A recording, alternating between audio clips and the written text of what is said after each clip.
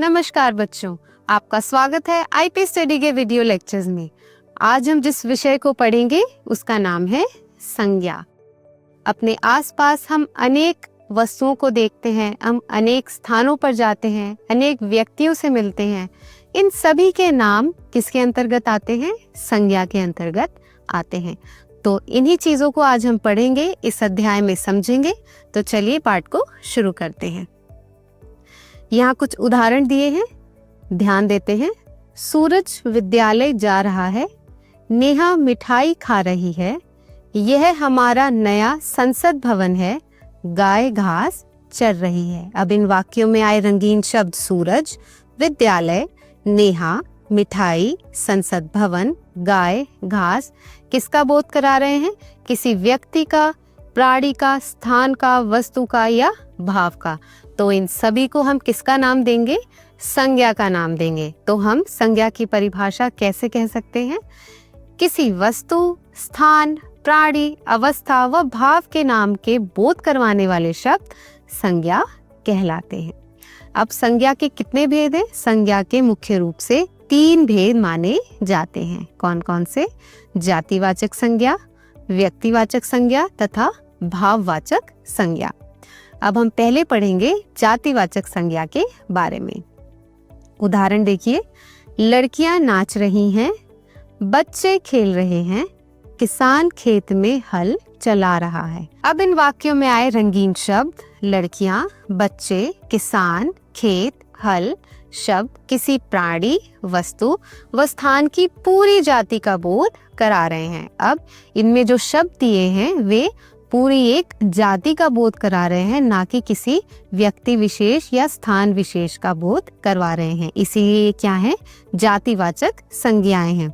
तो हम इसकी परिभाषा कह सकते हैं कि जिन संज्ञा शब्दों से एक ही प्रकार के या एक जैसे प्राणियों, स्थानों या वस्तुओं का बोध होता है उन्हें जातिवाचक संज्ञा कहते हैं। उदाहरण देखिए, स्थान में हम किस किस जगह को रख सकते हैं? शहर, गांव, मंदिर, मस्जिद, विद्यालय, बाजार आदि।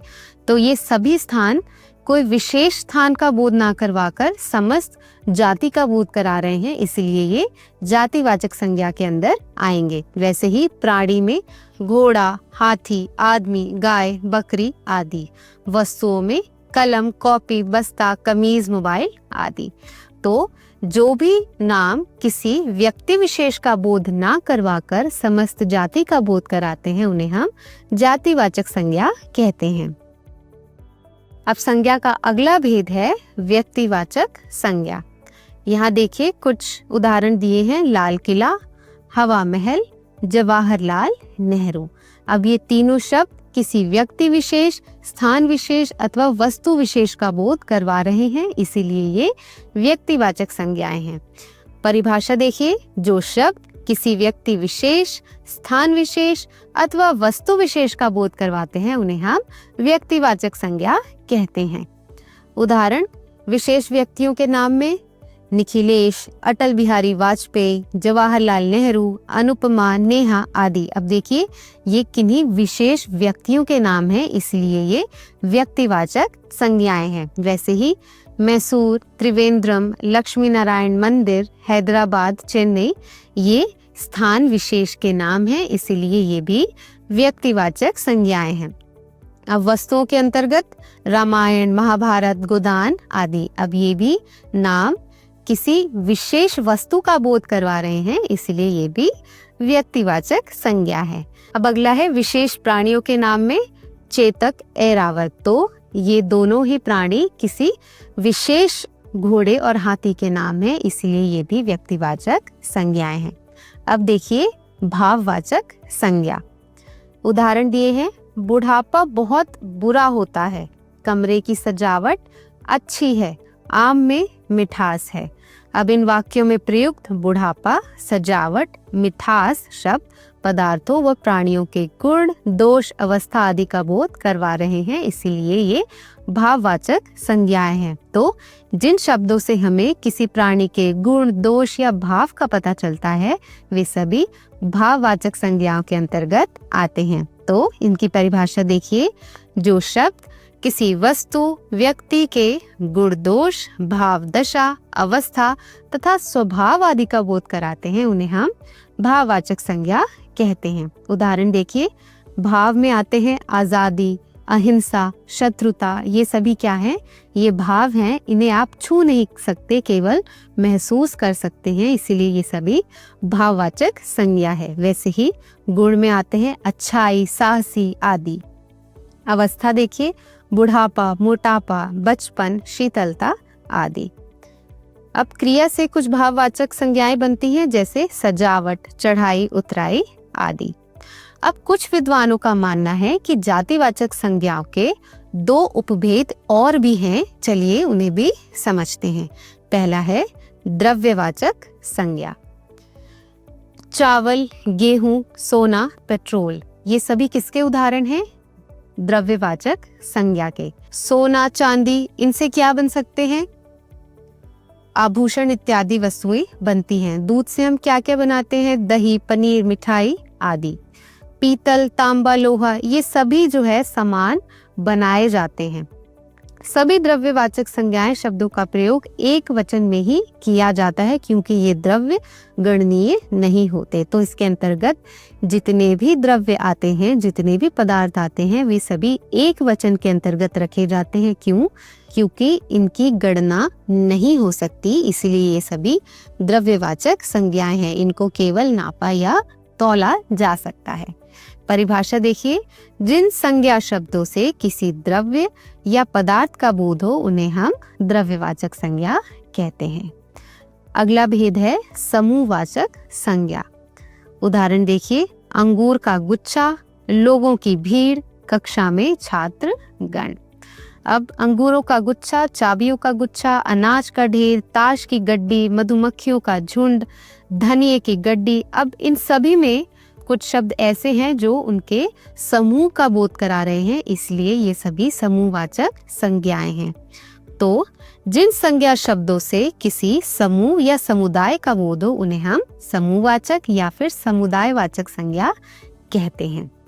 ध्यान रखिए कि हिंदी के द्रव्यवाचक या समूहवाचक संज्ञाओं को जातिवाचक संज्ञाओं के अंतर्गत ही रखा जाता है, क्योंकि ये संज्ञाएं एक जैसी वस्तुओं का बोध कराते हैं। इनको क्यों जातिवाचक के अंदर रखा गया? क्योंकि ये सभी एक जैसी यानी एक ही जाति का बोध करवाती हैं। अब भाववाचक संज्ञाओं की रचना भी की जाती है। अब इसमें 2 प्रकार हैं। पहला, कुछ तो मूल रूप से ही भाववाचक संज्ञाएं होती हैं, जैसे क्रोध, दया, प्रेम, क्षमा, और कुछ भाववाचक संज्ञाएं अन्य शब्दों से बनाई जाती हैं। उनका वर्णन देखेंगे हम। भाववाचक संज्ञाएं 5 प्रकार के शब्दों से बनती हैं। किस किस से? जातिवाचक संज्ञा से, सर्वनाम से, विशेषण से, क्रिया से, अव्यय से। अब एक एक करके हम इनकी रचना को जानेंगे। पहला है, जातिवाचक संज्ञा से भाववाचक संज्ञा बनाई जाती है। आइए देखते हैं कैसे। मित्र से मित्रता, नर से नरत्व, मानव से मानवता, सेवक से सेवा, लड़का से लड़कपन। तो देखिए, यहाँ हमने जातिवाचक संज्ञा से भाववाचक संज्ञा का निर्माण किया। मित्र एक जातिवाचक संज्ञा है जिससे बनी मित्रता। अब जानते हैं सर्वनाम से हम भाववाचक संज्ञा कैसे बना सकते हैं। देखिए, सर्वनाम शब्द है स्व, जिसको भाववाचक में बनाएंगे तो बन जाएगा स्वत्व। वैसे ही अपना, अपनापन, मम, ममत्व या फिर ममता, आप से आपा, अहम से अहंकार। तो ये था सर्वनाम से भाववाचक संज्ञाओं का निर्माण।